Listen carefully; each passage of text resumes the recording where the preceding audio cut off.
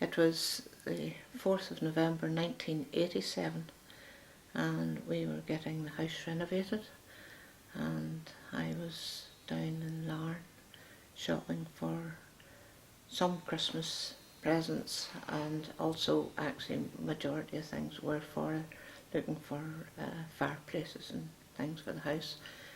And I had this thought I would buy Jaimie golf shoes, for he loved golf, and I had him in my mind the whole day. It was, the whole time, and he loved cooking and pastas and stuff like that, and I bought him things for him to cook especially, and I come home and the roof was off the kitchen, and the men were working away, and I come in, and I wasn't long in whenever a friend came in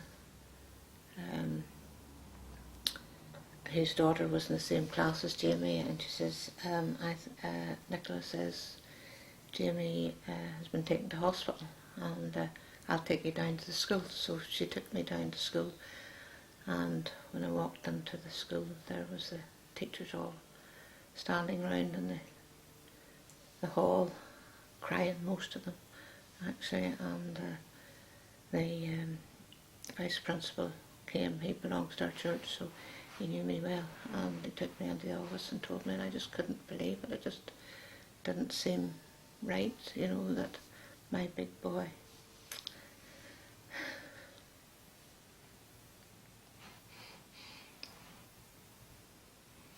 when he was 6'3", 15, he was full of life, such a gentleman.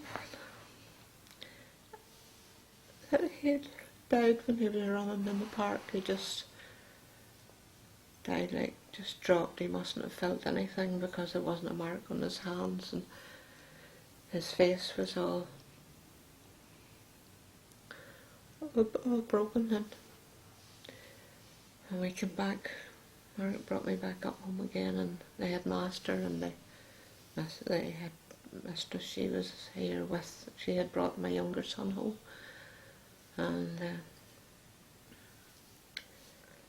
they told us, and of course everybody in this area, we're a very small community, and everybody comes into each other and helped us. And I was just waiting for, James was working away, he was away working at Coleraine, and he was further away, so I didn't want to ring and tell him.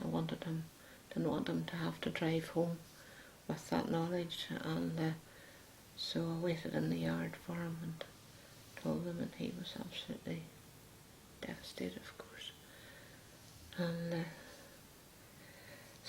and my daughter, she had just gone to university. She was over in Scotland, and she was just a month away, so the minister rang to let her know, and we arranged to get her home, and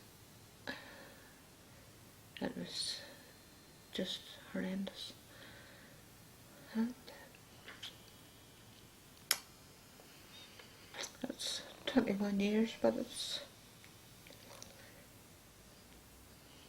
just as close as ever.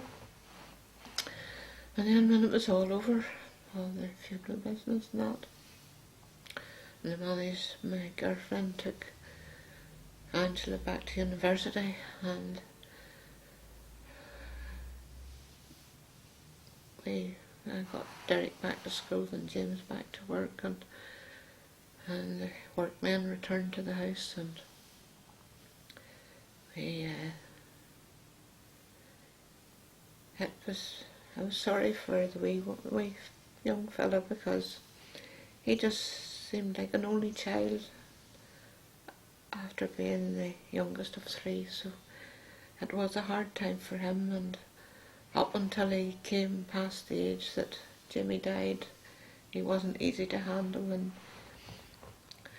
then he became his own nice self that he is now, and so we've just sort of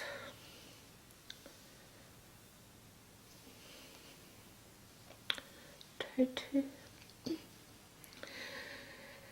tried to cope without Max. He was a very, very gregarious young man, and you always knew he was there. He was great, great company, great sense of humour, and we have changed our priorities, of course. Nothing's very important other than our children. And now I'm glad to say we've got 4 beautiful wee granddaughters, and we're just, let's say,